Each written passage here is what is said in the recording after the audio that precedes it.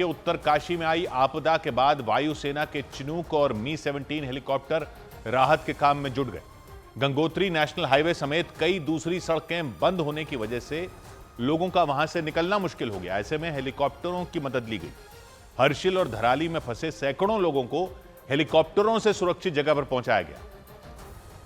और इसके लिए आईटीबीपी के जवान उत्तरकाशी के हर्षिल में लोगों को एक हेलीकॉप्टर में चढ़ाते नजर आए। वो हेलीकॉप्टर उन लोगों को लेकर उत्तरकाशी के मातली हेलीपैड पहुंचा। उस हेलीकॉप्टर के अलावा वायुसेना के चिनूक और मी-17 हेलीकॉप्टरों की भी मदद ली गई। राहत कैंपों में लोगों के लिए खाने पीने और जरूरत का सामान पहुंचाने के लिए मी-17 हेलीकॉप्टरों का सहारा लिया गया। वहां मातली हेलीपैड पर एसडीआरएफ के जवान अनाज और खाने पीने की दूसरी चीजों से भरी कई बोरियों को इकट्ठा करते नजर आए।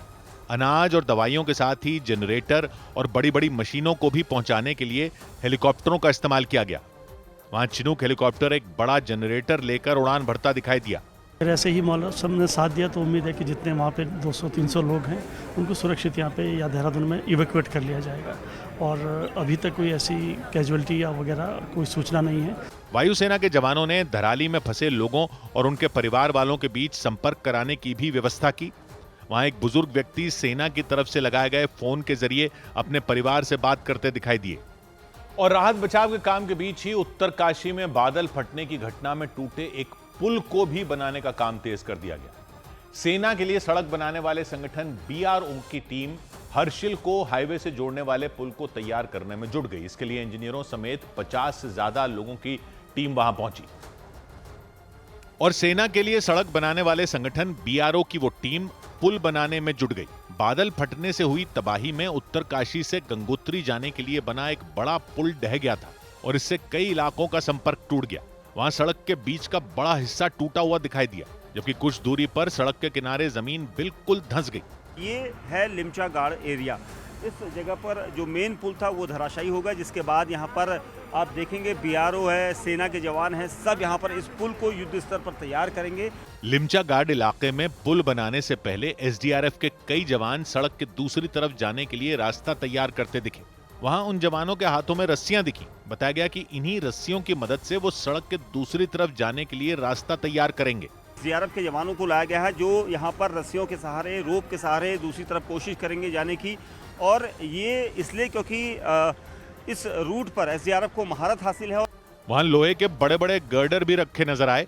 इसके साथ ही खुदाई करने वाली कई मशीनें भी मौजूद दिखी। उन मशीनों के जरिए वहां से मलबे और पत्थरों को हटाया गया। बताया गया पुल को बनने में कई घंटों का वक्त लग सकता है, लेकिन इसके तैयार होने के बाद प्रशासन के लिए धराली में राहत और बचाव का काम करना आसान हो जाएगा, क्योंकि बादल फटने के बाद से ही वहां लोगों की मदद में कई टीमें जुट गईं। सेना, एनडीआरएफ, आईटीबीपी और उत्तराखंड पुलिस की टीमों ने लोगों को सुरक्षित जगहों पर पहुंचाने का काम जारी रखा। फंसे हुए लोगों तक पहुंचने के लिए बचाव अभियान में जुटी एजेंसियों ने जमीन आसमान एक कर दिया। कुछ इलाकों में तो छोटे छोटे अस्थायी पुल भी तैयार कर दिए गए ताकि राहत और बचाव की टीम आसानी से लोगों को सुरक्षित जगह तक पहुंचा सके। उत्तरकाशी के धराली में सेना के कई जवान भागीरथी नदी पर एक पुल तैयार करते नजर आए। उन्होंने लकड़ी के बड़े बड़े हिस्सों को वहां रखा और रस्सियों की मदद से उन्हें बांधते दिखाई दिए। हमने भागीरथी नदी के ऊपर एक फुट ब्रिज को एस्टैब्लिश किया है, जिससे हम सभी इंजर्ड और यात्रियों को सुरक्षित स्थान पर ले जा रहे हैं। धराली में भागीरथी नदी पर पुल बनाने के अलावा कई दूसरे रास्ते भी खोलने की तैयारी की गई। सेना के जवान पत्थरों के बीच चलते हुए एक लंबी रस्सी को एक जगह से दूसरी जगह तक ले जाकर बांधते दिखे। उत्तरकाशी में राहत और बचाव अभियान के दौरान आईटीबीपी के जवानों ने एक एक कर लोगों को गाड़ियों में बिठाया और उन्हें राहत कैंप तक ले जाया गया। और इस सब के बीच भारत की स्पेस एजेंसी इसरो ने धराली में आई आपदा की सैटेलाइट तस्वीरें जारी की। उन तस्वीरों में धराली में मची तबाही के निशान साफ साफ नजर आए। उन तस्वीरों के सामने आने के बाद वैज्ञानिक धराली में आई आपदा की असली वजह का पता लगाने में जुट गए, क्योंकि कुछ दिन पहले धराली में जो आपदा आई उसमें सब कुछ बर्बाद हो गया। धराली गांव का नामो निशान ही मिट गया। वहां बनी बड़ी बड़ी इमारतें और मकानों के नीचे से जमीन खिसक गई, सड़कें टूट गईं, कई लोग मलबे में बह गए। उन्हें ढूंढने के लिए वहां युद्ध स्तर पर बचाव अभियान चलाया गया। इसके बाद भारत की स्पेस एजेंसी इसरो ने धराली की सैटेलाइट तस्वीरें जारी की। उन तस्वीरों में तबाही से पहले और तबाही के बाद वाला धराली नजर आया। पहली तस्वीर पिछले साल की थी। खीर गंगा नदी के दोनों तरफ कई मकान और इमारतें नजर आईं। खीर गंगा नदी के किनारे पर ही धराली गांव भी बसा हुआ था। जबकि दूसरी तस्वीर तबाही के 2 दिन बाद यानी 7 अगस्त की थी। उसमें खीर गंगा नदी का रास्ता चौड़ा दिखा, यानी नदी के किनारे जो मकान थे वो सब तबाह हो गए और उनकी जगह मलबे के साथ खीर गंगा नदी का पानी बहता नजर आया। नदी के आसपास हर जगह मलबा बहता दिखा। इन तस्वीरों के जरिए वैज्ञानिकों ने धराली में आई इतनी बड़ी आपदा की असली वजह का पता लगाने की कोशिश की, क्योंकि धराली में आई तबाही ने हर किसी को झकझोर कर रख दिया। वहां चल रहे बचाव अभियान के बीच राज्य के मुख्यमंत्री पुष्कर सिंह धामी हादसे वाली जगह पर पहुंचे और उन्होंने पीड़ित लोगों से मुलाकात की। मुख्यमंत्री ने पुलिस, सेना, आईटीबीपी, एनडीआरएफ, एसडीआरएफ के कई अधिकारियों के साथ धराली का जायजा लिया। इस दौरान वो राहत शिविरों में भी गए और वहां आपदा से प्रभावित कई लोगों से बातचीत की। उन्होंने राहत और बचाव अभियान को लेकर अधिकारियों को कई निर्देश भी दिए ताकि धराली में घायल लोगों और गंगोत्री के रास्ते में फंसे श्रद्धालुओं की मदद में कोई कमी न रहे। मुख्यमंत्री पुष्कर सिंह धामी अपने अधिकारियों के साथ धराली में उस जगह पहुंचे जहां सैलाब आने के बाद भयंकर तबाही मच गई थी। उन्होंने वहां चलाए जा रहे राहत और बचाव अभियान का जायजा लिया। इस दौरान मशीनों से मलबा हटाने का काम भी जारी रहा। इसके बाद जब मुख्यमंत्री राहत शिविर में पहुंचे तो आपदा में अपने लोगों को खो चुके कुछ लोग उनसे लिपटकर रोने लग गए। पुष्कर सिंह धामी ने उन्हें ढांढस बंधाया। कोई नहीं यार, अपने हिम्मत करने यार, सब बच गए यार। पीड़ितों से मुलाकात के बाद मुख्यमंत्री ने भरोसा दिया कि सरकार बचाव अभियान में कोई कसर नहीं छोड़ेगी। हर संभव सहायता उस क्षेत्र के लोगों के लिए करेंगे। मेरा धराली फिर से व्यवस्थित हो। वहाँ पर सेब की खेती लोग करते थे, वो भी पूरी तरह से आपदा की भेंट चढ़ गई है। इस दौरान वहां रक्षाबंधन का भावुक नजारा भी दिखा। वहां पहुंची गुजरात के अहमदाबाद की एक महिला ने अपनी साड़ी का किनारा फाड़कर मुख्यमंत्री पुष्कर सिंह धामी की कलाई पर राखी बांधी। वो अपने परिवार के साथ गंगोत्री दर्शन करने के लिए आई थीं। जानकारी के मुताबिक आपदा के बीच वो अपने परिवार के साथ उत्तरकाशी में फंस गई थीं, लेकिन बचाव टीम ने उन्हें सुरक्षित निकाल लिया। उधर धराली में आपदा पीड़ितों की मदद के लिए मुख्यमंत्री धामी ने अपना 1 महीने का वेतन देने की घोषणा की। उत्तराखंड के मुख्यमंत्री पुष्कर सिंह धामी ने ऐलान किया कि वो धराली में चल रहे राहत और बचाव अभियान के लिए अपना 1 महीने का वेतन देंगे। उन्होंने सभी जनप्रतिनिधियों, अधिकारियों, समाजसेवी संगठनों और आम नागरिकों से भी अपील की कि वो अपनी क्षमता के मुताबिक आर्थिक मदद करें। बिहार के छपरा में कई इलाके भीषण बाढ़ की चपेट में आने से तबाह हो गए। वहां चारों तरफ पानी भर जाने की वजह से कई लोग अपने घरेलू जानवरों को लेकर सड़क पर शरण लेने को मजबूर हो गए। इस बीच उन्होंने प्रशासन की तरफ से कोई राहत नहीं मिलने को लेकर नाराजगी भी जताई। समस्तीपुर में गंगा और उसकी सहायक नदियों का जलस्तर लगातार बढ़ने से कई इलाकों में बाढ़ आ गई। उन इलाकों में रहने वाले सैकड़ों लोग अपना घर छोड़कर सुरक्षित जगहों के लिए निकल गए। कुछ लोग नावों से भी एक जगह से दूसरी जगह जाते दिखाई दिए। उधर हिमाचल प्रदेश के मंडी में उस वक्त कोहराम मच गया जब वहां पहाड़ का एक बड़ा हिस्सा टूटकर सड़क पर आ गया। पहाड़ खिसकने की वजह से बड़े बड़े पत्थर नीचे से गुजरने वाले चंडीगढ़ मनाली हाईवे पर आ गए, जिससे वहां जैम जैसे हालात बन गए। पिछले कुछ दिनों से हिमाचल प्रदेश में आसमान से बेहिसाब बारिश हुई, जिसकी वजह से कई जगहों पर पहाड़ दरकने की घटनाएं हुई। और इसी कड़ी में मंडी के झिड़ी इलाके में पहाड़ टूटने से हाहाकार मच गया, क्योंकि पहाड़ का एक बड़ा हिस्सा टूटकर नीचे से गुजर रहे चंडीगढ़ मनाली हाईवे पर आ गया। पहाड़ दरकने और नीचे की तरफ तेजी से आते मलबे को जिस किसी ने भी देखा वो सहम गया।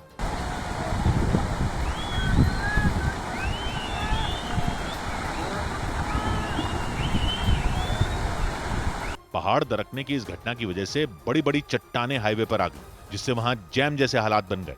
हालांकि तुरंत खुदाई करने वाली एक मशीन से पत्थरों को हटाने का काम शुरू कर दिया गया, लेकिन सड़क से पत्थर हटाए जाने के दौरान भी कई गाड़ियां वहां से गुजरती रहीं। अभी चट्टानें क्लियर नहीं हुई और वाहन चालक पीछे घुसना शुरू हो गए हैं। ये बेहद रिस्की है। इस पर जब वहां मौजूद एक अधिकारी से लोगों की सुरक्षा से जुड़ा सवाल पूछा गया तो वो आग बबूला हो गए। यहाँ तक कि उन्होंने थप्पड़ चलाने की भी कोशिश की। ऐसी फालतू बात कर रहे हैं सर, बताइए वाला क्या फालतू बात की? मारिए थप्पड़, मारिए थप्पड़। आप बदतमीजी से क्यों बात कर रहे हो? हालांकि बाद में वो अधिकारी वहां से चले गए। बाद में बड़े बड़े पत्थरों को हटाकर हाईवे को लोगों के लिए खोल दिया गया। लेकिन मंडी ही नहीं बल्कि हिमाचल प्रदेश के हमीरपुर में भी पहाड़ी से पत्थर गिरने से खलबली मच गई। वहां पहाड़ का एक बड़ा हिस्सा टूटकर एक मंदिर के करीब आ गिरा। घटना के वक्त उस मंदिर में कई श्रद्धालु मौजूद थे।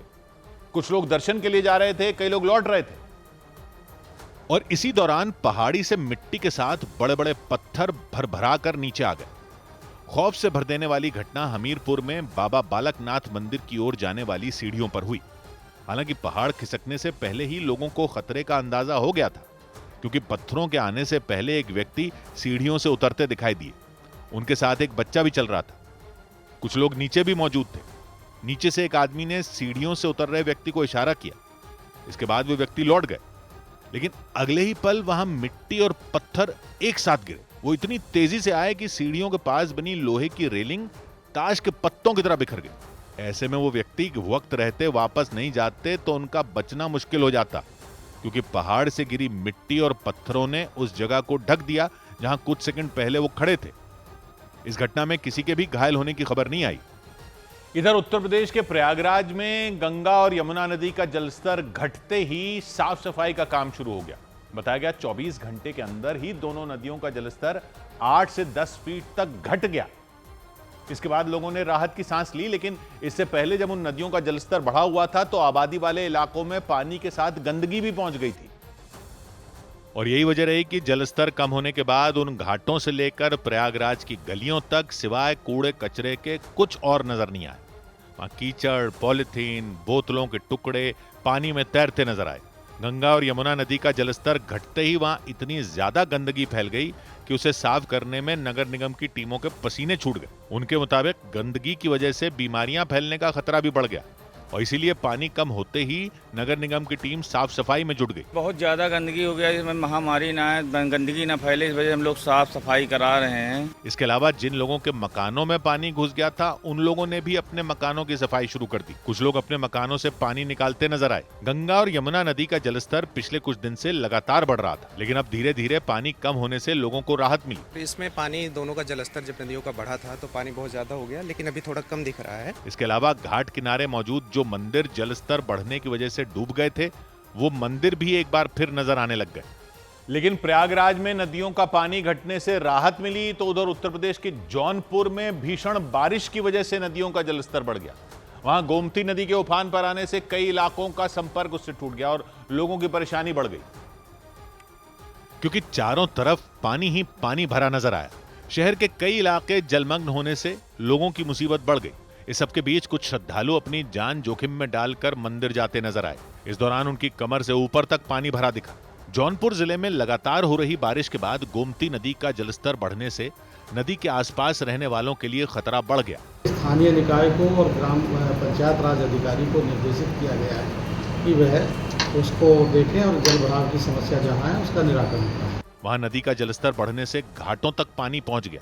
इसको देखते हुए प्रशासन ने भी सख्त निर्देश दे दिए और नदी में नावों के परिचालन पर रोक लगा दी गई। जो पर्यटक आएंगे हम लोग भाई सुरक्षा देंगे, अन्यथा हम लोग पैसे कमाने के लिए नहीं घाट पे खड़े हुए हैं। वहां खेतों में भी पानी भर जाने से लोगों की फसल बर्बाद हो गई। जगह जगह पानी भर जाने से लोग नाव से रास्ता पार करने पर मजबूर हो गए।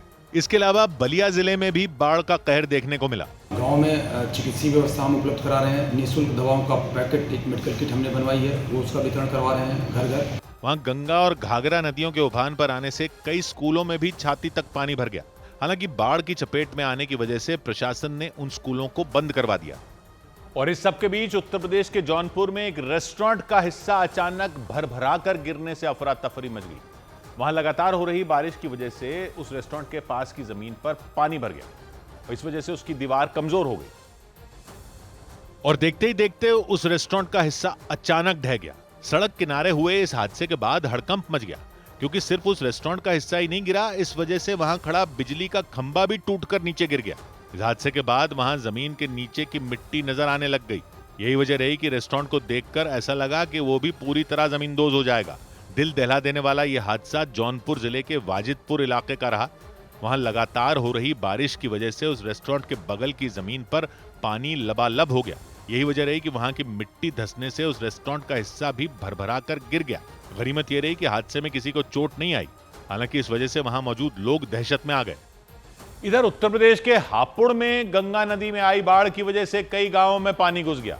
वहां भारी बारिश की वजह से गंगा का जलस्तर खतरे के निशान से 1 मीटर ऊपर पहुंच गया और कई निचले इलाके उसमें डूब गए। इसके बाद प्रशासन ने वहां रहने वाले लोगों के लिए अलर्ट जारी किया।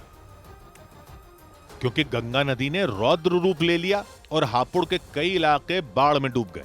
गढ़मुक्तेश्वर में स्कूल जाने के लिए बच्चे सैलाब के बीच चलते नजर आए और उनके घुटनों के ऊपर तक पानी भरा दिखाई दिया। उनमें कुछ बच्चे अपनी साइकिलों को धकेल कर ले जाते दिखे। वहां लोगों और स्कूल जाने वाले बच्चों के बीच घरेलू जानवरों के लिए भी बाढ़ मुसीबत बन गई। गढ़मुक्तेश्वर में चरवाहे पानी में डूबे रास्तों से अपनी भैंसों को ले जाने के लिए मजबूर हो गए। बाढ़ की स्थिति बढ़ रहा है जल। हाँ, पब्लिक चारे के लिए, सब स्कूल के लिए बच्चे सब परेशान है जी। निचले इलाकों के अलावा कई एकड़ में लगी फसल भी बर्बाद हो गई और खेतों तक जाने वाले रास्ते में तो उफनती लहरें बहती दिखीं। हापुड़ में आई बाढ़ के खतरे को देखते हुए प्रशासन ने लोगों को सतर्क रहने की सलाह दी। ब्लॉक की टीम लगातार गांव में लोगों को आगाह कर रही है कि जंगल की तरफ, खेतों की तरफ वो ना जाएं, ना अपने पशुओं को भेजें। लोगों को इवैक्यूएट करके ऊंचे स्थल पर ले जाने की व्यवस्था भी तय कर ली गई है। प्रशासन ने गढ़मुक्तेश्वर में गंगा नदी के किनारे कई नावों पर टीमें तैनात कर दी ताकि गंगा नदी के किनारे लोगों को जाने से रोका जा सके। उधर बिहार के भागलपुर और मुंगेर जिले के भी कई गांव बाढ़ के पानी में समा गए। भागलपुर में गंगा और उसकी सहायक नदियों में उफान आ गया। इसके बाद निचले इलाकों में रहने वाले लोगों को अपने घर तक छोड़ने पड़ गए, क्योंकि गंगा नदी में आई बाढ़ ने भागलपुर के कई ऊंचाई वाले इलाकों को भी अपनी जद में ले लिया। भागलपुर के आदमपुर इलाके में तो कमर के ऊपर तक बाढ़ का पानी भरा दिखाई दिया। वहां आई बाढ़ की वजह से डिज्नीलैंड मेले में लोगों की एंट्री बंद करनी पड़ी। मेले में बड़े बड़े झूले पानी में डूबे नजर आए। इसके साथ ही मेले में काम करने वाले लोगों के तंबू तक डूब गए। इतना ही नहीं, वहां रखा जनरेटर और काफी इलेक्ट्रॉनिक सामान भी इसकी चपेट में आ गया। भागलपुर की तरह बिहार का मुंगेर जिला भी गंगा नदी के उफनते सैलाब से बच नहीं पाया। मुंगेर के चंडिका स्थान मंदिर के गर्भगृह में 6 फीट तक बाढ़ का पानी भर गया। एक बांध है वो टूटा और पानी का वेग इतना तेज था कि 2 से 3 मिनट के अंदर गर्भगृह के अंदर पूरा पानी जो है आ गया। अभी चंडिका स्थान मंदिर में पानी के साथ बहकर आया मलबा भी घुस गया और वहां काम करने वाले कर्मचारी मंदिर परिसर को साफ करते नजर आए। इधर दिल्ली में यमुना नदी का जलस्तर बढ़ने के बाद प्रशासन ने अलर्ट जारी कर दिया। वहां भीषण बारिश के बाद यमुना नदी खतरे के निशान से ऊपर बहने लग गई। उसके बाद नदी किनारे रहने वाले लोगों को हटा दिया गया, क्योंकि यमुना नदी के उफान पर आने से लोगों की जान का खतरा भी बढ़ गया। यमुना नदी में नाव चलाने वाले लोगों से भी प्रशासन ने सतर्क रहने की अपील की और किसी भी तरह के हालात से निपटने के लिए आगाह किया। अनाउंसमेंट किया गया यहाँ पे लोगों से हट जाने का? हाँ, कर दिया। क्या कहा गया लोगों से? ये कहा अपना सामान वामान निकाल लो, अपने बाल बच्चों से निकाल लो, सामान वामान निकाल लो, पानी ज्यादा है। दिल्ली में यमुना नदी के लगातार बढ़ रहे जलस्तर की वजह से बाढ़ का खतरा भी बढ़ गया। जलस्तर बढ़ने से नदी किनारे बने घाटों का नामो निशान ही मिट गया। इतना पानी भर गया कि नदी के बीचों बीच बना मंदिर भी पूरी तरह उसमें समा गया और उसका सिर्फ ऊपरी हिस्सा ही दिखाई दिया। जो निचले इलाकों पे यानी कि जो तटों पर रहते थे उन लोगों को भी यहाँ से अनाउंसमेंट करके यहाँ से हट जाने के लिए कह दिया गया है। तो आप वहां आसमान से पानी के रूप में आफत की बारिश हुई। दूर दूर तक पानी का कब्जा दिखाई दिया। यमुना नदी अपने रौद्र रूप में नजर आई। हालांकि इसको लेकर प्रशासन भी सतर्क हो गया और खतरा बढ़ने से पहले ही पुल के आसपास झुग्गी झोपड़ियों में रहने वालों को वहां से हटा दिया गया। उधर हिमाचल प्रदेश के चंबा में पहाड़ से पत्थर गिरने से बड़ा हादसा हो गया। हिमाचल प्रदेश के चंबा में एक चलती कार पर पहाड़ी से पत्थर गिरने की वजह से बड़ा हादसा हो गया। पत्थर गिरने की वजह से कार गहरी खाई में गिर गई, जिससे कार में बैठे 2 बच्चों समेत 6 लोगों की जान चली गई। हादसे के बाद पुलिस ने आसपास रहने वाले लोगों की मदद से बचाव अभियान चलाया और शवों को खाई से बाहर निकाला। पटना में गंगा नदी का जलस्तर बढ़ने की वजह से दानापुर के 6 गांवों में बाढ़ का पानी घुस गया। उन गांवों में घर डूबने की वजह से बड़ी संख्या में लोग नावों के जरिए सुरक्षित इलाके तक पहुंचे। भागलपुर में गंगा नदी का जलस्तर बढ़ने से कई इलाकों में स्थिति बेहद खराब हो गई। नदी के किनारे रहने वाले लोगों के घर डूब गए। इसके बाद वो ऊंची जगहों पर जाकर रहने के लिए मजबूर हो गए। कुछ लोग हाईवे के किनारे जाकर बस गए तो कुछ लोग तिलका मांझी भागलपुर यूनिवर्सिटी परिसर में टेंट लगाकर रहने लग गए। इधर उत्तर प्रदेश के बाराबंकी में एक रोडवेज बस पर पेड़ गिरने से अफरा तफरी मच गई। हादसे में 5 लोगों की मौत हो गई और कई लोग घायल हो गए। जानकारी के मुताबिक उस बस में करीब 60 लोग सवार थे और वो बाराबंकी से हैदरगढ़ जाने के लिए रवाना हुए थे। लेकिन रास्ते में ही अचानक उस बस के ऊपर एक बड़ा सा पेड़ आकर गिर गया। इसके बाद वहां चीख पुकार मच गई। वो बस तेज रफ्तार में उस सड़क पर चलती नजर आई। थोड़ी दूर जाने के बाद अचानक वो पेड़ उस पर आकर गिर गया। इसके बाद तुरंत उस बस में फंसे लोगों को निकालने का काम शुरू कर दिया गया। बस में सवार लोग उसकी खिड़कियों से बाहर निकलते नजर आए। कुछ लोग बस के बाहर खड़े थे। उन्होंने बस में फंसे लोगों को बाहर निकालने में मदद की। इस दौरान उस बस में फंसी एक महिला इस हादसे का वीडियो बनाने वाले लोगों पर भड़क गई। हादसे की जानकारी मिलते ही पुलिस और प्रशासन की टीम वहां पहुंच गई और घायलों को अस्पताल पहुंचाया। बस पर गिरे पेड़ को भी बुलडोजर से हटा दिया गया। बस में फंसे लोगों के मुताबिक ड्राइवर ने इस हादसे से बचने की बहुत कोशिश की, लेकिन वो कामयाब नहीं हो पाया। ड्राइवर ने देखा और ड्राइवर ने काफी कोशिश की रोकने की, लेकिन वो नहीं कंट्रोल हो पाई। बस में 60 लोग सवार थे। उनमें 4 महिलाओं समेत 5 लोगों की जान चली गई, जबकि कुछ लोग घायल हो गए। हादसे के बाद मुख्यमंत्री योगी आदित्यनाथ ने जान गंवाने वालों के परिवार वालों के लिए 5-5 लाख के मुआवजे का ऐलान किया।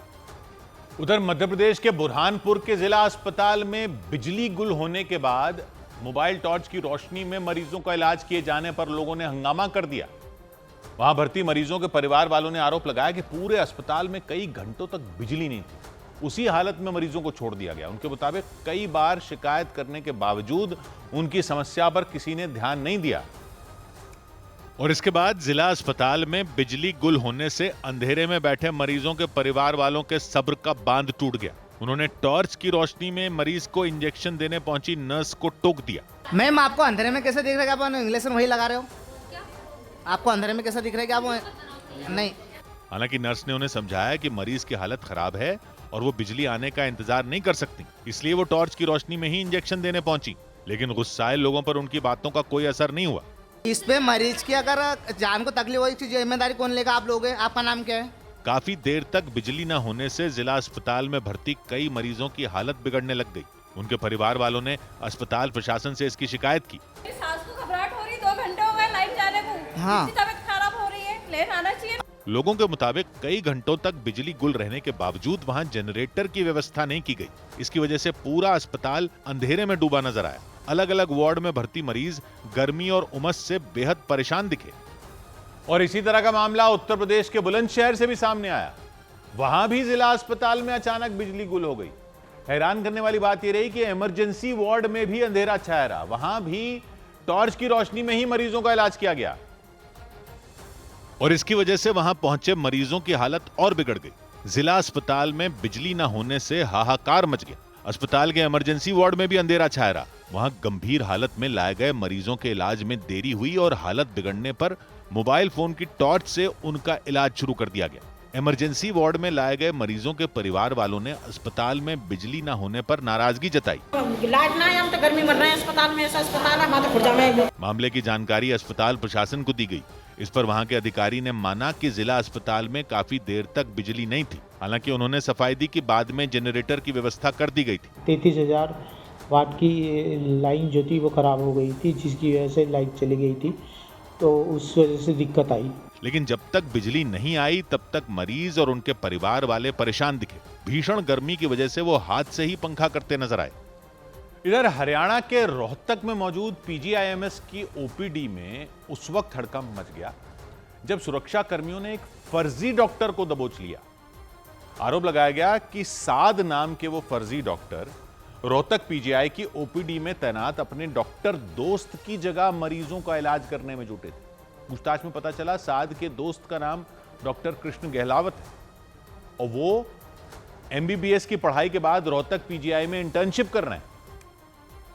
लेकिन आरोप लगाया गया कि उन्होंने अपनी जगह ओपीडी में ड्यूटी के लिए अपने दोस्त साद को भेज दिया। अस्पताल के सुरक्षा कर्मियों को साद पर उस वक्त शक हुआ जब उन्होंने किसी मरीज को अपना नाम बताया, क्योंकि ड्यूटी चार्ट में डॉक्टर कृष्ण गहलावत का नाम लिखा हुआ था। तो वहाँ उन्होंने डाउट होने पर उसको आइडेंटिटी कार्ड मांगा, तो वो आइडेंटिटी कार्ड वो दिखा नहीं पाया क्योंकि उसके पास था ही नहीं। गले में किसी डॉक्टर की तरह स्टेथोस्कोप लटकाकर ओपीडी में मरीजों का इलाज कर रहे साद को सुरक्षा कर्मियों ने पकड़ लिया। उन्हें अस्पताल के बाहर ले जाया गया। थोड़ी देर बाद पुलिस को बुलाकर फर्जी डॉक्टर साद को उसके हवाले कर दिया गया। रोहतक पीजीआईएमएस की तरफ से थाने में साद के खिलाफ मामला भी दर्ज करवा दिया गया। पुलिस ने बताया कि पूछताछ में पता चला कि साद के पास डॉक्टरी की कोई डिग्री नहीं है। हालांकि 12वीं के बाद उसने मरीजों की देखरेख के लिए किया जाने वाला पेशेंट केयर असिस्टेंट कोर्स किया था। पुलिस ने इस मामले में साद के दोस्त डॉक्टर कृष्ण गहलावत को भी आरोपी बनाया ताकि इस बात का पता लगाया जा सके कि अपनी जगह वो कब से अपने दोस्त साद को ड्यूटी पर भेज रहे थे। क्योंकि अस्पताल में फर्जी डॉक्टर के घूमने और इलाज करने की जानकारी अस्पताल प्रशासन को भी नहीं थी। ये रोहतक का पीजीआई है, पीजीआईएमएस। उसकी ओपीडी में उस सुबह सब कुछ आम दिन जैसा ही लग रहा था। मरीज कुर्सियों पर बैठे अपनी बारी का इंतजार कर रहे थे, सफेद एप्रन पहने, गले में स्टेथोस्कोप लटकाए, डॉक्टर मरीजों को देख रहे थे। लेकिन फिर कुछ ऐसा हुआ कि सुरक्षा कर्मियों का ध्यान एक डॉक्टर पर गया। वो ओपीडी में मरीजों को बड़े कॉन्फिडेंस से, बड़ा ही आत्मविश्वास से देख रहे थे, एकदम प्रोफेशनल की तरह। मरीज भी उन्हें अपनी परेशानियां बता रहे थे। तभी एक मरीज को उन्होंने अपना नाम बताया। नाम क्या बताया? साद। यहीं से बात बिगड़ गई, क्योंकि ड्यूटी चार्ट में डॉक्टर का क्या नाम लिखा था? डॉक्टर का नाम लिखा था डॉक्टर कृष्ण गहलावत। अस्पताल के सुरक्षा कर्मियों को शक हो गया। उन्होंने तुरंत साद से उनका आई कार्ड मांग लिया। आई कार्ड था ही नहीं। आई कार्ड मांगते ही साद हड़बड़ा गए, क्योंकि आई कार्ड तो वो तब दिखाते ना जब उनके पास होता, क्योंकि आई कार्ड बनता है डॉक्टरों का। साद तो डॉक्टर ही नहीं थे। उससे पहले कि वो कुछ बोल पाते, सुरक्षा कर्मियों ने उन्हें पकड़ लिया। अचानक उस हॉस्पिटल में हड़कंप मच गया। रोहतक का पीजीआई है, पीजीआईएमएस, इतना बड़ा अस्पताल। साद को हॉस्पिटल के बाहर ले जाया गया। थोड़ी देर में पुलिस को बुला लिया गया। पुलिस आई तो फिर पूछताछ शुरू हुई, और पूछताछ शुरू हुई तब जाकर असली कहानी सामने आई। पुलिस ने दावा किया कि साद कोई डॉक्टर नहीं है, वो सोनीपत के निजामपुर माजरा गांव के रहने वाले हैं, और उन्होंने 12वीं पास करने के बाद 1 साल का एक कोर्स किया है पेशेंट केयर असिस्टेंट का। पेशेंट केयर असिस्टेंट का कोर्स किया था।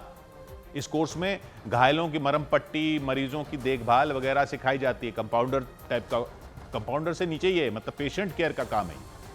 लेकिन साद ये कोर्स करके काम कर रहे थे किसका? डॉक्टर का। नर्स भी नहीं है, डॉक्टर का काम कर रहे हैं, बिना डॉक्टरी की डिग्री के।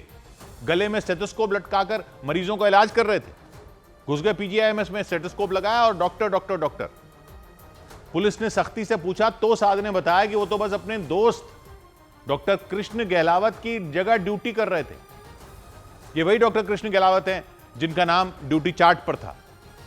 मतलब कृष्ण गहलावत असली डॉक्टर थे जो रोहतक पीजीआई में एमबीबीएस की डिग्री के बाद इंटर्नशिप कर रहे थे। तो वो भी अभी इंटर्नशिप ही कर रहे हैं, अभी पास ही किया, इंटर्नशिप ही कर रहे हैं। लेकिन उस दिन डॉक्टर कृष्ण गहलावत की जगह साद ओपीडी पहुंच गए थे। तो भेद खुल गया। भेद खुला तो पुलिस ने साद को हिरासत में ले लिया। अब ये साद ने बोला है कि वो डॉक्टर कृष्ण गहलावत के दोस्त हैं। अब ये सब जांच चल रही है। पीजीआईएमएस थाने में उनके और डॉक्टर कृष्ण गहलावत के खिलाफ मामला दर्ज कर लिया गया। अब पुलिस ये जानने की कोशिश कर रही है कि क्या साद ने पहले भी डॉक्टर कृष्ण की जगह ड्यूटी की थी, या ये उनकी पहली कोशिश थी और वहीं फंस गए। उधर मध्य प्रदेश के सिवनी में सड़क हादसे में 2 कांवड़ियों की मौत हो गई। मध्य प्रदेश के सिवनी में जोरदार टक्कर में 2 कांवड़ियों की जान चली गई और 9 कांवड़िए गंभीर रूप से घायल हो गए। वो कांवड़िए एक ट्रैक्टर में सवार होकर सड़क से गुजर रहे थे, तभी एक ट्रक ने उन्हें टक्कर मार दी। केंद्र सरकार ने सड़क हादसों में घायल लोगों के लिए नई कैशलेस उपचार योजना शुरू की। इस योजना के तहत घायलों को 1.5 लाख रुपए तक का मुफ्त इलाज दिया जाएगा। ये सुविधा दुर्घटना के 7 दिन के भीतर सरकारी अस्पतालों में उपलब्ध होगी। चुनाव आयोग ने उन मतदाताओं की तस्वीरें जारी की जिन्हें राहुल गांधी ने फर्जी वोटर बताया था। चुनाव आयोग ने दावा किया कि राहुल गांधी ने जिन्हें फर्जी वोटर बताकर आरोप लगाए थे वो सभी असली वोटर हैं। उनके नाम और पहचान दोनों बिल्कुल सही हैं। चुनाव आयोग ने राहुल गांधी को चुनौती दी कि अगर उनके आरोप सही हैं तो शपथ पत्र पर साइन करें, वरना देश से माफी मांगें। उत्तर प्रदेश के मेरठ में एक कारोबारी की हत्या के आरोपियों को मुठभेड़ के दौरान पकड़ने का दावा किया गया। वहां सरधना थाना क्षेत्र में मुजफ्फरपुर के रहने वाले अंशुल नाम के कारोबारी का शव उनकी कार से मिला था। पुलिस के मुताबिक अंशुल के ड्राइवर ने अपने दोस्त के साथ मिलकर उनकी हत्या की थी। इस दौरान कारोबारी से करीब 7.5 लाख रुपए भी लूट लिए गए थे। इधर उत्तर प्रदेश के अमरोहा में एक जर्जर मकान की दीवार अचानक गिरने से दहशत फैल गई। वहां उस मकान की दीवार ढहने से एक मोटरसाइकिल सवार व्यक्ति उसकी चपेट में आकर बुरी तरह घायल हो गए, क्योंकि वो दीवार अचानक भरभराकर उस आदमी के ऊपर गिर गई। वहां सड़क पर चारों तरफ मलबा इकट्ठा हो गया और इस वजह से धूल की चादर बिछ गई। वो व्यक्ति अपनी मोटरसाइकिल के साथ मलबे के नीचे दब गए, लेकिन गनीमत यह रही कि इस खौफनाक हादसे में वो बाल बाल बच गए। जानकारी के मुताबिक वहां जोरदार आवाज सुनकर आसपास के लोग दौड़कर उस व्यक्ति की मदद करने पहुंचे। उन लोगों ने काफी मशक्कत के बाद उस आदमी को मलबे से बाहर निकाल दिया। इसके बाद घायल व्यक्ति को अस्पताल में भर्ती करवाया गया और उनकी जान बच पाई। रोंगटे खड़े कर देने वाला यह हादसा अमरोहा जिले के कोतवाली क्षेत्र में मौजूद बटबाल मोहल्ले में हुआ। वहां हादसे से पहले उस गली में एक स्कूटर सवार व्यक्ति गुजरते दिखे। उसके कुछ सेकंड बाद ही दूसरे मोटरसाइकिल सवार व्यक्ति जैसे ही उस मकान के पास से गुजर रहे थे, तभी उसकी दीवार भरभराकर उनके ऊपर गिर गई। उधर उत्तर प्रदेश के संभल में पुलिस ने नकली घी बनाने वाली एक फैक्ट्री का भंडाफोड़ करते हुए 5 आरोपियों को गिरफ्तार कर लिया। पुलिस के मुताबिक आरोपी उस फैक्ट्री में केमिकल के जरिए घी बनाते थे और फिर उन्हें अमूल और पतंजलि जैसी घी के डिब्बों में पैक करके बाजार में बेच दिया करते थे। पुलिस के मुताबिक नकली घी बनाने वाला ये गिरोह संभल से लेकर मेरठ, दिल्ली और उसके आसपास के इलाकों में भी एक्टिव था। बताया गया संभल पुलिस को खुफिया जानकारी मिली थी कि माल ढोने वाली एक गाड़ी में कुछ लोग नकली घी की सप्लाई करने के लिए निकले हैं। इसी सूचना के आधार पर पुलिस ने उन्हें पकड़ा और फिर उनसे पूछताछ की और पुलिस ने दावा किया कि नकली घी के साथ पकड़े गए उन लोगों ने ही उस फैक्ट्री का पता बताया जहां नकली घी बनाया जा रहा था। पुलिस की टीम जब वहां पहुंची तो वहां बड़े-बड़े कंटेनरों में नकली घी रखा मिला। इसके अलावा अमूल, मधुसूदन और पतंजलि जैसी घी बनाने वाली बड़ी कंपनियों के खाली डिब्बे भी मिले। पुलिस के मुताबिक आरोपी केमिकल से घी बनाने के बाद उन्हें इन्हीं कंपनियों के डिब्बों में पैक करके बेच देते थे ताकि किसी को कोई शक ना हो। 640-650 रुपए के अंदर बेचते हैं। 180 रुपए की इनकी लागत आती है, जबकि अमूल का आप अगर असली पैकेट देखेंगे तो वो इस तरीके कुछ दिखता है। इसकी साइड की पैकिंग है, उससे पता चलता है कि ये पैकिंग अलग है और इसकी ये पैकिंग अलग है। पुलिस के मुताबिक आरोपी हर महीने करीब 1,500 लीटर नकली घी बनाकर बेचते थे। आरोपियों ने पूछताछ में बताया कि वो अब तक 50,000 लीटर से ज्यादा नकली घी संभल, मेरठ, दिल्ली और उसके आसपास के शहरों में बेच चुके हैं। दावा तो यह भी किया गया कि पकड़े गए आरोपी बड़े पैमाने पर न सिर्फ नकली घी बल्कि मिलावटी नमक और नकली कॉफी भी बेच रहे थे। इधर उत्तर प्रदेश के अलीगढ़ में कुछ लोगों ने एक व्यापारी की बीच सड़क पर पिटाई कर दी। व्यापारी के मुताबिक वो उन लोगों से अपने बकाया पैसे मांगने गए थे। आरोप लगा कि इस दौरान उन्होंने न सिर्फ पैसे लौटाने से इनकार कर दिया बल्कि उनको धमकाया भी। और इसके बाद बात इतनी बढ़ गई कि वहां मारपीट शुरू हो गई। उन लोगों ने उन्हें चारों तरफ से घेर लिया और उन पर लात घूंसों की बरसात कर दी। करीब 10 से 15 लोग एक साथ उन पर हावी हो गए और वो अकेले होने की वजह से उनका मुकाबला तक नहीं कर पाए। वो लोग उन्हें बेरहमी से पीटते नजर आए। ये देखकर कुछ लोग बीच बचाव करने वहां आ गए, लेकिन उन लोगों ने किसी की एक नहीं सुनी और लगातार उन्हें मारते रहे। इस दौरान एक आदमी ने तो उन्हें मारने के लिए सड़क किनारे से एक पत्थर तक उठा लिया, लेकिन इससे पहले कि वो पत्थर फेंकता वहां खड़े एक आदमी ने उसे रोक दिया। बीच सड़क पर हुई इस मारपीट से इलाके में दहशत फैल गई। लोगों की भीड़ जमा हो गई। थोड़ी देर बाद उन लोगों ने किसी तरह उन्हें उन लोगों के चंगुल से छुड़ाया। आरोप लगा कि मारपीट के बाद उन्होंने उनकी चेन और कुछ कैश भी छीन लिया था। इस घटना के बाद पुलिस ने उन लोगों के खिलाफ केस दर्ज कर लिया और उनकी तलाश में जुट गई। उधर कथावाचक अनिरुद्धाचार्य ने अपने विवादास्पद बयानों पर सफाई देते हुए सनातन धर्म और संतों को बदनाम करने की साजिश का आरोप लगा दिया। उन्होंने दावा किया कि कुछ लोग जानबूझकर संतों के खिलाफ विवाद भड़काकर उन्हें बदनाम करने में जुटे। लड़कियों के चरित्र पर दिए गए उनके अपने बयान पर न्यूज़ 18 से बातचीत के दौरान अनिरुद्धाचार्य ने सफाई दी और अपने मोबाइल में पुराणों में लिखी गई लाइनों को दिखाते हुए यह दावा किया कि उन्होंने कुछ भी गलत नहीं कहा था, उन्हें बदनाम करने की साजिश रची गई। चतुष्पुरुष गामिनी, जो 4 पुरुषों के संग, उसी को सामान्य हिंदी ठेठ भाषा में कहते हैं 4 जगह मुंह मारना, चाहे वो पुरुष हो चाहे वो स्त्री हो। कथावाचक अनिरुद्धाचार्य के मुताबिक उन्होंने सिर्फ गलत को गलत कहा था। न्यूज़ 18 से बातचीत के दौरान अनिरुद्धाचार्य ने प्रेमानंद महाराज की बातों का भी जिक्र किया और दावा किया कि न तो उनकी बातें गलत थी और न ही प्रेमानंद महाराज की। कुछ लोग संतों को अपमानित करना चाहते हैं और उनकी आवाज को दबाना चाहते हैं। सनातन विरोधी षड्यंत्र है ये। अनिरुद्धाचार्य ने कुछ दिन पहले लड़कियों की शादी की उम्र को लेकर जो बयान दिया था उस पर काफी बखेड़ा खड़ा हो गया था। उनकी भाषा और शब्दों को लेकर आपत्ति जताई गई थी। हालांकि अनिरुद्धाचार्य ने दावा किया कि उनकी बातों को गलत तरीके से आधा अधूरा दिखाया गया था। इधर यूपी के मेरठ में करीब 150 किलो मिलावटी रसगुल्ले नष्ट कर दिए गए। रक्षाबंधन से पहले उत्तर प्रदेश के मेरठ में खाद्य विभाग ने बड़ी कार्रवाई करते हुए 1.5 क्विंटल मिलावटी रसगुल्ले नष्ट कर दिए। इसके साथ ही खाद्य विभाग ने 12 मिठाइयों के सैंपल भी जांच के लिए भेज दिए। जो भी मिठाइयाँ ज्यादातर रंगीन हैं या बहुत आकर्षक और चमकदार हैं, उनसे वो परहेज ही करें। चंडीगढ़ पुलिस ने फर्जी पासपोर्ट बनाने के आरोप में अरजीत और हरमीत नाम के 2 लोगों को गिरफ्तार कर लिया। पुलिस सूत्रों के मुताबिक इन दोनों ने लॉरेंस बिश्नोई गैंग के गैंगस्टर अनमोल बिश्नोई और सचिन थापड़ के लिए फर्जी पासपोर्ट बनाए थे। दावा किया गया कि ये दोनों वीजा और विदेश भेजने के नाम पर कई लोगों से करोड़ों रुपए की ठगी कर चुके हैं। बिहार के मुजफ्फरपुर में करीब 8.5 करोड़ रुपए की साइबर ठगी के आरोप में 4 लोगों को पकड़ लिया गया। पुलिस के मुताबिक आरोपी अय्यापुर थाने के एक होटल में रुके थे। बताया गया कि ठगी के पैसों के बंटवारे को लेकर उनका आपस में झगड़ा हो गया था। पुलिस ने बताया कि जब वो झगड़े को सुलझाने पहुंची तो उसे साइबर ठगी के बारे में पता चला। झारखंड के सिंहभूम जिले में नक्सलियों के बिछाए बारूद की चपेट में आने से सुरक्षा बल के 2 जवान घायल हो गए। वहां जरायकेला इलाके में हुई इस घटना के बाद जंगल में छिपे नक्सलियों की तलाश तेज कर दी गई। इधर दिल्ली के निजामुद्दीन इलाके में पार्किंग के झगड़े को लेकर एक्ट्रेस हुमा कुरैशी के चचेरे भाई आसिफ कुरैशी की धारदार हथियार से हमला कर हत्या कर दी गई। मामले में पुलिस ने हत्या के आरोप में गौतम और उज्जवल नाम के 2 भाइयों को गिरफ्तार किया। दोनों आरोपी आसिफ के पड़ोसी हैं। पुलिस के मुताबिक घर के सामने स्कूटर खड़ा करने को लेकर आसिफ की उज्जवल और गौतम के साथ पहले कहासुनी हुई। थोड़ी देर में उनकी कहासुनी झगड़े में बदल गई और अगले ही पल दोनों भाइयों ने आसिफ पर हमला कर दिया। अचानक हुए हमले की वजह से आसिफ सड़क पर गिर गए। इसके बाद गौतम और उज्जवल उन पर टूट पड़े। उनकी बेरहमी से पिटाई शुरू कर दी। हंगामा सुनकर कई लोग वहां पहुंच गए। उन लोगों ने उज्जवल और गौतम को रोकने की कोशिश की। इतनी देर में आसिफ की पत्नी भी वहां आ गई, लेकिन इसके बाद भी उज्जवल और गौतम नहीं रुके। उन्हें देखकर ऐसा लगा जैसे उनके सिर पर कोई भूत सवार हो गया हो। पुलिस के मुताबिक इसी दौरान आसिफ पर धारदार हथियार से हमला कर दिया गया। उज्जवल था, उसका भाई गौतम घर पे था, वो भी आ गया।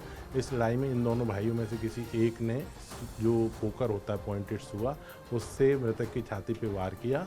धारदार हथियार से हमला होने के बाद आसिफ बेहोश हो गए। तुरंत उन्हें अस्पताल ले जाया गया, जहां उनकी जान नहीं बचाई जा सकी। मामूली झगड़े में आसिफ की हत्या किए जाने के बाद पूरे इलाके में कोहराम मच गया। उनकी पत्नी का रो रो कर बुरा हाल हो गया।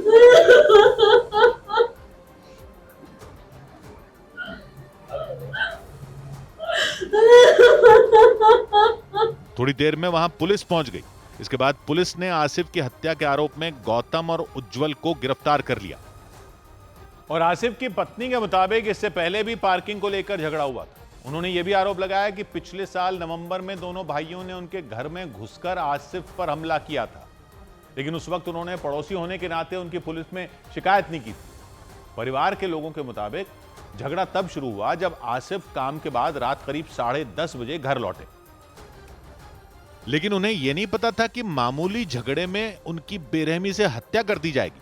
आसिफ के परिवार के मुताबिक अपने घर के सामने स्कूटर खड़ा देखकर उन्होंने पड़ोस में रहने वाले उज्जवल को टोका था और उसे स्कूटर हटाने के लिए कहा था। मेरे हस्बैंड ने कहा कि बेटा थोड़ा आगे खड़ी कर दे गाड़ी, तो उसने गाली दी, कहता अभी आता हूँ मैं, अभी आके बताता हूँ। आसिफ के परिवार ने आरोप लगाया स्कूटर हटाने के बजाय उज्जवल आसिफ से झगड़ने लग गया, उनसे गाली गलौज शुरू कर दी। इतने में उसका भाई गौतम भी नीचे आ गया और फिर दोनों ने मिलकर धारदार हथियार से आसिफ की हत्या कर दी। आसिफ की पत्नी के मुताबिक उज्जवल और गौतम आसिफ से चिढ़ते थे।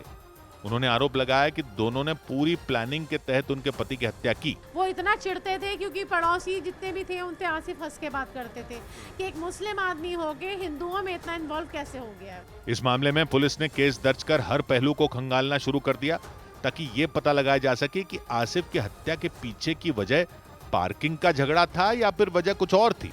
उधर मुंबई के दादर इलाके में कबूतर खाने के मुद्दे पर मचे बवाल के बीच मुंबई के नगर निगम बीएमसी ने लोगों से यह अपील की कि वो कबूतरों को दाना न डालें। मुंबई हाईकोर्ट ने दादर के उस कबूतर खाने को बंद करने के निर्देश दिए थे, जिसके बाद बीएमसी ने उसे ढक दिया था। हालांकि 2 दिन पहले जैन समुदाय के कुछ लोगों ने उस कबूतर खाने पर लगाए तिरपाल और शेड को हटाकर उसे दोबारा खोल दिया था। इस दौरान वहां जबरदस्त बवाल मचा था, लेकिन मुंबई हाईकोर्ट में हुई सुनवाई के बाद कोर्ट ने अपने फैसले को बरकरार रखा और मुंबई के नगर निगम बीएमसी को ये निर्देश दिए कि दादर इलाके के उस कबूतर खाने को दोबारा बंद कराया जाए। इसके बाद बीएमसी ने वहां एक बोर्ड लगाकर लोगों से अपील की कि वो कबूतरों को दाना न डालें। इस आदेश के बाद देखिए नया बोर्ड यहाँ पर लगाया गया है बीएमसी की तरफ से। उसमें साफ तौर पे कहा गया है कि जो भी नागरिक यहाँ पर आ रहे हैं वो पशुओं को कोई भी दाना या फिर कोई भी खाने की चीजें यहाँ पे नहीं डाल सकते हैं। मुंबई के दादर इलाके के इसी कबूतर खाने के मुद्दे पर 2 दिन पहले जबरदस्त बवाल मच गया था। मुंबई हाईकोर्ट के आदेश के बाद बीएमसी ने इसे शेड और तिरपाल से ढक दिया था। हालांकि तब जैन समुदाय के कुछ लोगों ने इसे अपनी आस्था से जुड़ा मुद्दा बताते हुए वहां प्रदर्शन किया था। उनमें कुछ लोगों ने बीएमसी के लगाए शेड और तिरपाल उखाड़ दिए थे, जिसके बाद वहां एक बार फिर कबूतरों का जमावड़ा लगने लगा था। हालांकि हाईकोर्ट ने इस पर सख्ती दिखाई और बीएमसी को निर्देश दिए कि वो इसे बंद कराए। इधर उत्तर प्रदेश के शामली में पुलिस ने दावा किया कि एक महिला ने अपने प्रेमी के साथ मिलकर अपने पति की हत्या करवा दी। जानकारी के मुताबिक जिस व्यक्ति की हत्या की गई वो अपने साले की शादी में शामिल होने के लिए ससुराल गए थे। पुलिस ने दावा किया जब वो अपनी पत्नी के साथ मोटरसाइकिल पर बैठकर निकले तो एक सुनसान इलाके में पहले से घात लगाकर बैठे उनकी पत्नी के प्रेमी और उसके दोस्तों ने चाकुओं से गोदकर उनकी हत्या कर दी। पुलिस के मुताबिक मृतक की पत्नी जो हमले के वक्त उनके साथ थी वो हमलावरों को पल पल की लोकेशन भी भेज रही थी। बाद में पुलिस ने हत्या के 2 आरोपियों को गिरफ्तार कर लिया और साथ ही हत्या में इस्तेमाल चाकू भी बरामद कर लेने का दावा किया। मामले की जांच के बाद पुलिस ने जो जानकारी दी उसे सुनकर लोगों के पांव तले जमीन खिसक गई। पुलिस के मुताबिक शामली के कैराना इलाके में शाहनवाज नाम के जिस व्यक्ति की हत्या की गई उसके पीछे उनकी पत्नी का ही हाथ था। पुलिस ने दावा किया मृतक की पत्नी ने अपने प्रेमी तसव्वुर के साथ मिलकर हत्या की साजिश रची और मौका मिलते ही तसव्वुर ने अपने दोस्तों के साथ मिलकर शाहनवाज की जान ले ली। ये तसव्वुर ने योजनाबद्ध तरीके से और पत्नी से लगातार वार्ता करते हुए लोकेशन लेते हुए ये जो है शाहनवाज के साथ घटना कारित की गई है। इस घटना के बाद शाहनवाज के परिवार वालों का रो रो कर बुरा हाल हो गया। शाहनवाज अपने साले की शादी में शामिल होने के लिए अपने ससुराल गए हुए थे। पुलिस के मुताबिक वहां वो अपनी पत्नी के साथ मोटरसाइकिल पर बैठकर खुरगान गांव के लिए निकले, लेकिन बीच रास्ते में ही प्लान के मुताबिक तसव्वुर ने अपने दोस्तों के साथ मिलकर शाहनवाज पर चाकुओं से हमला कर दिया।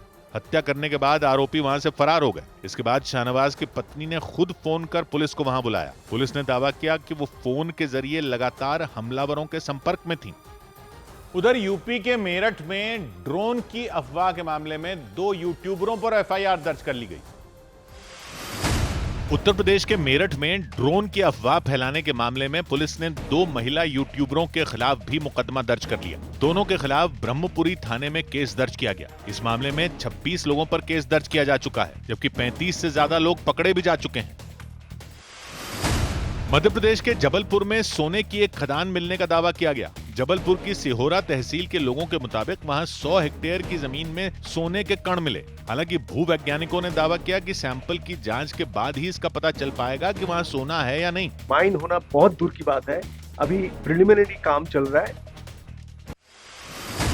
उत्तर प्रदेश के बुलंदशहर में एक व्यक्ति की सिर में गोली मारकर हत्या कर दी गई, जिससे पूरे इलाके में सनसनी मच गई। उस व्यक्ति का शव गांव से करीब 5 किलोमीटर दूर खेत में मिला। घटना के बाद पुलिस मामले की जांच में जुट गई ताकि आरोपियों को गिरफ्तार किया जा सके। राजस्थान के जयपुर में पाकिस्तान से आए हिंदू समुदाय के 10 लोगों को भारत की नागरिकता सौंपी गई। राजस्थान सरकार में मंत्री जोगाराम पटेल और जयपुर के डीएम ने सभी को नागरिकता का प्रमाण पत्र सौंपा। वहाँ दिक्कतें थी, हिंदुओं की कोई वैल्यू नहीं वहाँ पे। अगर छोटी मोटी कोई बात हो जाती तो मुस्लिम एक हो जाते थे, हिंदुओं को बहुत दिक्कत थी। इधर उत्तर प्रदेश के मऊ में अंबेडकर प्राथमिक विद्यालयों और हरिजन प्राथमिक विद्यालयों में टीचरों की फर्जी नियुक्ति का आरोप लगाते हुए इसके खिलाफ थाने में एफआईआर दर्ज कर दी गई। दावा किया गया कि अकेले मऊ जिले में 42 टीचरों की भर्ती फर्जी तरीके से करवाई गई थी। इसकी शिकायत किए जाने के बाद इस मामले की जांच के आदेश दिए गए। इसके बाद समाज कल्याण अधिकारी ने जांच की शुरुआती रिपोर्ट के आधार पर एक्शन लिया और यह दावा किया कि अकेले मऊ जिले में ही अंबेडकर प्राथमिक विद्यालयों और हरिजन प्राथमिक विद्यालयों में 42 शिक्षकों की भर्ती फर्जी तरीके से करवाई गई। समाज कल्याण अधिकारी के मुताबिक उन शिक्षकों की भर्ती के वक्त उनके फर्जी दस्तावेज जमा कराकर उनकी नौकरी लगवा दी गई थी। हमारे 19 विद्यालयों में 42 शिक्षकों के जो अभिलेख हैं वो फर्जी कूटनीतिक पाए गए हैं। इस मामले की जांच के बाद कई चौंकाने वाली बातें सामने आईं। आशंका जताई गई कि ये कोई बहुत बड़ा गिरोह भी हो सकता है जो शिक्षकों की भर्ती के मामले में फर्जीवाड़े करता रहा हो। इसी वजह से समाज कल्याण अधिकारी ने शुरुआती जांच के बाद इस मामले में एफआईआर दर्ज करवा दी। थाने पर आकर उनके द्वारा इसमें तहरीर दी गई और मुकदमा दर्ज करके विवेचना जारी है। पुलिस के मुताबिक इस मामले में 72 लोगों के खिलाफ मुकदमा दर्ज किया गया। इसके अलावा 14 अज्ञात लोगों को भी आरोपी बनाया गया। पुलिस ने दावा किया कि इनमें ज्यादातर आरोपी शिक्षा विभाग से जुड़े पाए गए। उधर मुंबई के वर्ली इलाके में एक बेकाबू ट्रक ने ऐसा कोहराम मचाया कि वहां दहशत फैल गई। वो ट्रक एक इमारत के पास ढलान वाले रास्ते पर खड़ा था। कुछ लोग ट्रक में रखा सामान बाहर निकाल रहे थे, लेकिन इसी दौरान वो अचानक चलने लग गया और इसके बाद तो उसके सामने जो कुछ भी आया वो उसे तोड़ते और रौंदते हुए सामने वाली सड़क को भी पार कर गया। रोंगटे खड़े कर देने वाली घटना मुंबई के वर्ली इलाके में हुई। जिस ट्रक ने लोगों की सांसें रोक दी वो इमारत के पास खड़ा दिखाई दिया। उसमें रखी चीजें पीछे से निकाली जा रही थी, लेकिन इसी बीच ढलान होने की वजह से उसने लुढ़कना शुरू कर दिया। इस दौरान ट्रक पर चढ़े एक व्यक्ति ने कूदकर अपनी जान बचाई। देखते ही देखते ट्रक की रफ्तार बढ़ गई। ऐसा लगा किसी ने ट्रक को चालू करके उसकी रफ्तार तेज कर दी हो। इसके बाद तो अफरा तफरी मच गई। बेकाबू ट्रक को देखते ही लोगों ने दौड़ लगा दी, क्योंकि वो इमारत की दीवार को रगड़ता हुआ सड़क पर आ गया। उस सड़क पर लगातार गाड़ियों का आना जाना लगा हुआ था। हालांकि गनीमत यह रही कि कोई भी उसकी जद में नहीं आया। डिवाइडर को पार करने के बाद वो ट्रक एक बस स्टैंड से जाकर भिड़ गया और वहीं रुक गया। इस टक्कर में वो बस स्टैंड पूरी तरह बर्बाद हो गया। घटना के बाद पुलिस ने जांच के आदेश दे दिए और लापरवाही करने वालों पर कड़ी कार्रवाई का भरोसा दिया। इधर राजस्थान के बूंदी में एक जर्जर दुकान के गिरने से अफरा तफरी मच गई।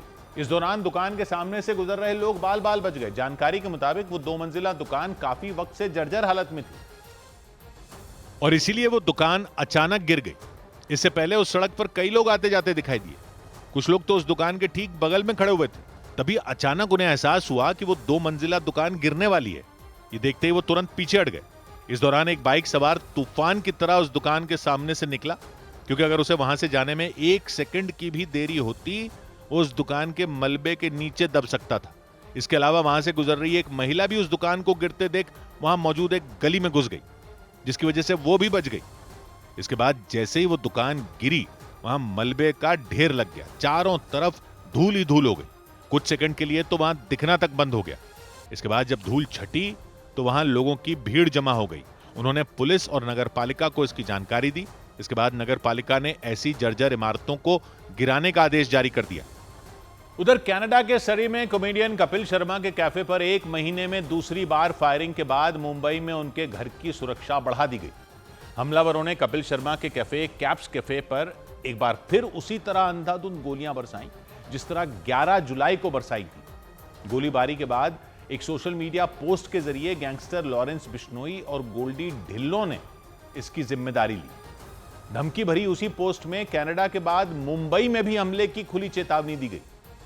कपिल शर्मा के कैफे पर 30 दिन के अंदर दूसरी बार फायरिंग की घटना से कनाडा से मुंबई तक हड़कंप मच गया, क्योंकि उनके कैफे पर दूसरी बार फायरिंग किए जाने के साथ मुंबई में भी हमले की धमकी दी गई। दूसरी बार की गई गोलीबारी का जो वीडियो सामने आया उसमें कपिल के कैफे पर सिर्फ 9 सेकंड के अंदर 6 बार गोलियां चलने की आवाज सुनाई दी।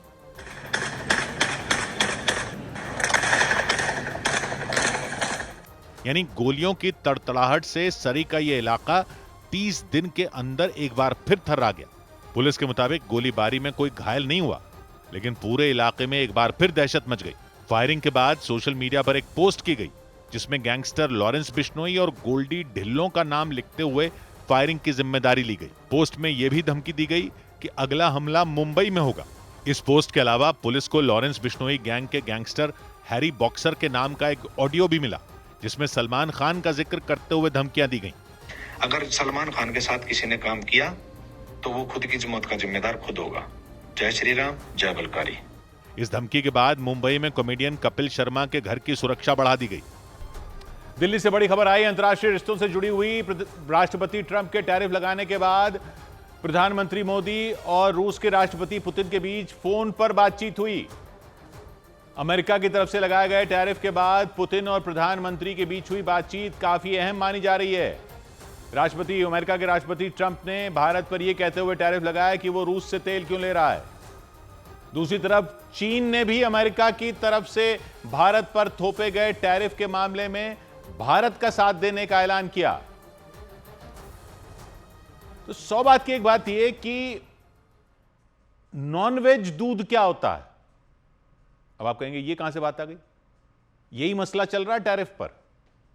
नॉनवेज दूध, दूध और नॉनवेज, कहा जा रहा है कि नॉनवेज दूध एक बहुत बड़ा कारण है जो भारत और अमेरिका की व्यापार पर बात बिगड़ गई, जिसके बाद ट्रंप ने भारत से आने वाले सामान पर 50% टैरिफ यानी इंपोर्ट ड्यूटी लगा दी।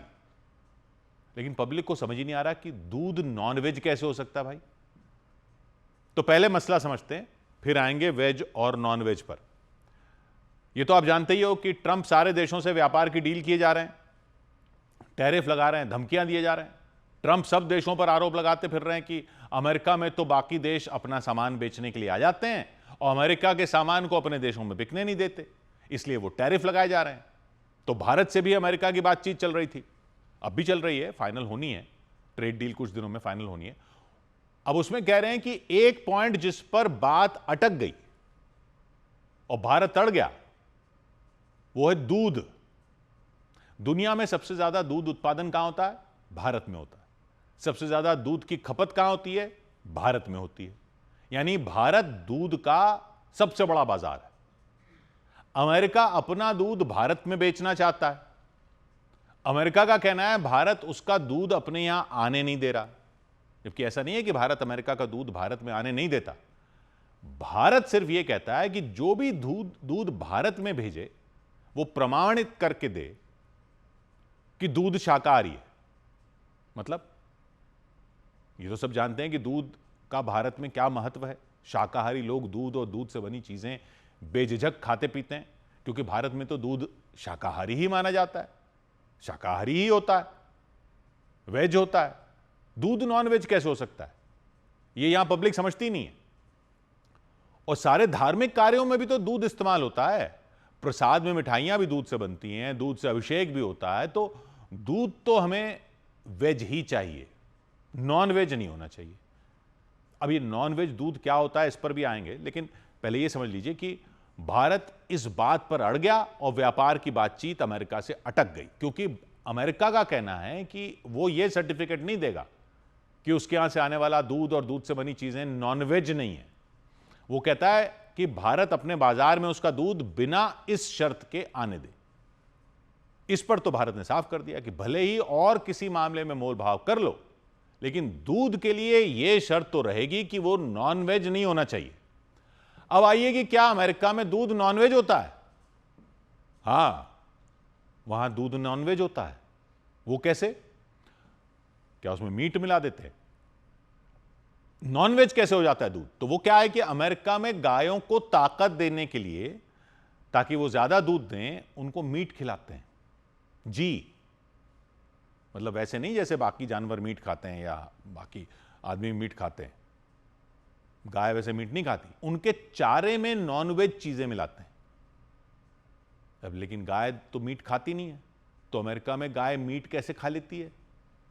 तो वो क्या है कि गाय तो चारा ही खाती है, अमेरिका में भी वैसा ही चारा देते हैं जैसे सब जगह देते हैं, लेकिन वहां चारे में ऐसी ऐसी चीजें मिला देते हैं कि आप सुनोगे ना तो दूध पीना तो दूर की बात, दूध देखना छोड़ दोगे अमेरिका का।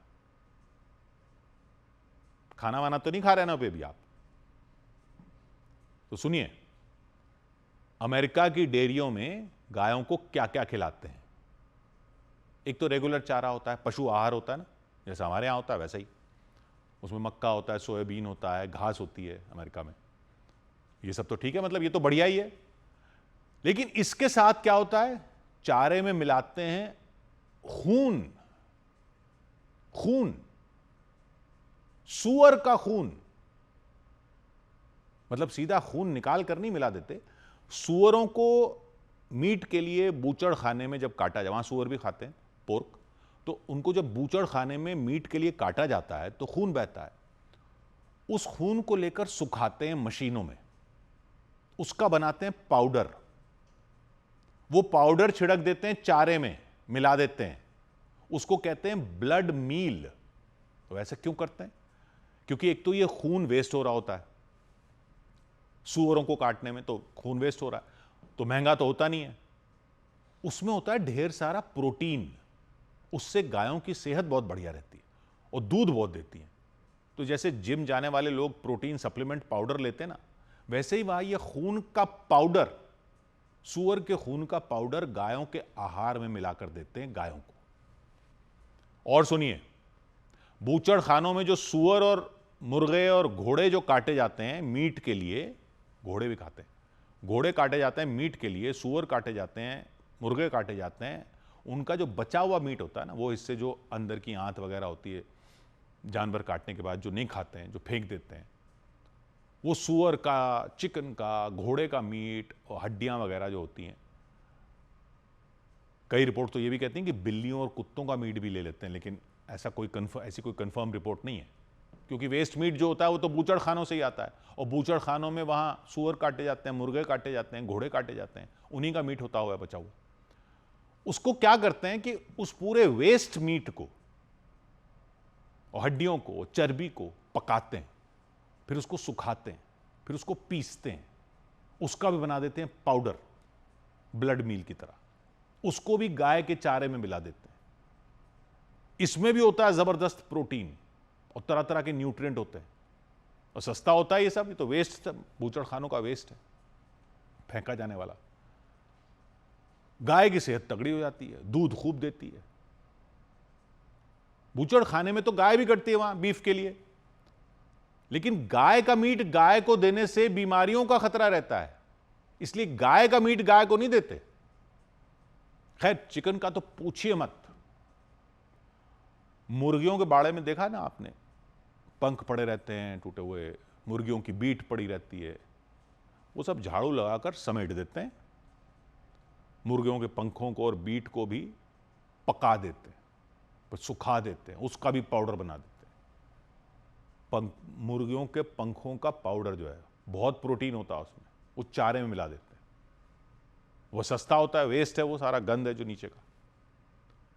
इसी तरह मछलियों को भी सुखाकर पाउडर बनाकर चारे में मिला देते हैं। अब सवाल ये कि गाय ये वाला चारा खा लेती हैं। वो क्या है कि गायों को पता नहीं चलता, और ये पाउडर की तरह होता है। जब सुखा के अच्छी तरह हाइजीनिक तरीके से करते हैं मामला, लेकिन है तो यही सब, खून, मीट, हड्डियां, सबका प्रोटीन पाउडर बना देते हैं, और मात्रा इतनी रखते हैं कि गाय हजम कर जाती है, हर गाय हजम कर सके, तो क्या बीमारी नहीं होती। वो तो खैर पूरी तरह से पकाकर उसका पाउडर बनाते हैं, तो वो कोई खतरा नहीं है बीमारी वगैरह का, वो सब वो लोग चेक करते हैं। जब बीफ के लिए काटी गई गाय के मीट का पाउडर खिला रहे थे, वो पहले वो भी खिला रहे थे गाय को गाय, तो मैड काउ डिजीज हो गई थी वहां, एक मैड काउ डिजीज पाई गई थी गायों में। उसके बाद उन्होंने 1997 से गाय का मीट गाय को देने पर बैन लगा दिया, लेकिन सूअर का खून देते हैं, सूअर का मीट देते हैं, चिकन देते हैं, घोड़ा देते हैं, मछली देते हैं, ये सब देते हैं। तो ऐसी गायों के दूध को भारत शाकाहारी मानने को तैयार नहीं है। भारत का कहना है ऐसी गायों का दूध हम नहीं बेचने देंगे भारत में, हमारे लिए तो ये दूध नॉनवेज हो गया, हम तो दूध से पूजा का सामान तक बनाते हैं। और हिंदू या सिख या जैन समुदाय की संवेदनशीलता तो है ही, ये सूअर का खून और मीट खा चुकी गाय का दूध तो मुस्लिम समुदाय के लिए भी संवेदनशील मामला है भाई। तो यहां अटक गई बात। व्यापार की डील का तो जो होगा सो होगा, टैरिफ का तो जो होगा सो होगा, लेकिन ये नॉनवेज दूध के लिए तो भारत ने दरवाजे बंद कर दिए। ट्रंप हो चाहे कोई हो, इस पर डील का सवाल ही नहीं। 100 बात की एक बात। उधर भारत पर लगाए गए अमेरिका के टैरिफ को चीन ने गलत बताया। भारत पर अमेरिका के 50% टैरिफ यानी इंपोर्ट ड्यूटी लगाए जाने की चीन ने निंदा की। चीन के विदेश मंत्रालय ने इसे टैरिफ का दुरुपयोग बताया। चीन की तरफ से ट्रंप को सलाह दी गई कि उन्हें तकनीकी और व्यापार के मुद्दों का राजनीतिकरण बंद कर देना चाहिए। अमेरिकी टैरिफ को लेकर जारी अनिश्चितता से निवेशकों का मनोबल कमजोर हुआ और शेयर बाजार में भारी बिकवाली देखने को मिली। सेंसेक्स 765 अंक गिर गया तो निफ्टी में भी 233 अंकों की गिरावट रही। इसकी वजह से निवेशकों की संपत्ति करीब 5 लाख करोड़ रुपए डूब गई। सबसे ज्यादा गिरावट रियल्टी, मेटल और कंज्यूमर ड्यूरेबल सेक्टर के शेयरों में रही। हालांकि ऑयल एंड गैस सेक्टर के शेयरों में हल्की बढ़त देखने को मिली। रूस के राष्ट्रपति पुतिन ने इस बात के संकेत दिए कि अमेरिका के राष्ट्रपति डोनाल्ड ट्रंप से उनकी मुलाकात यूएई में हो सकती है। हालांकि खबर यह भी सामने आई कि डोनाल्ड ट्रंप ने पुतिन से मुलाकात करने के लिए यह शर्त रख दी कि उनसे मिलने से पहले वो यूक्रेन के राष्ट्रपति जेलेंस्की के साथ बैठक करें।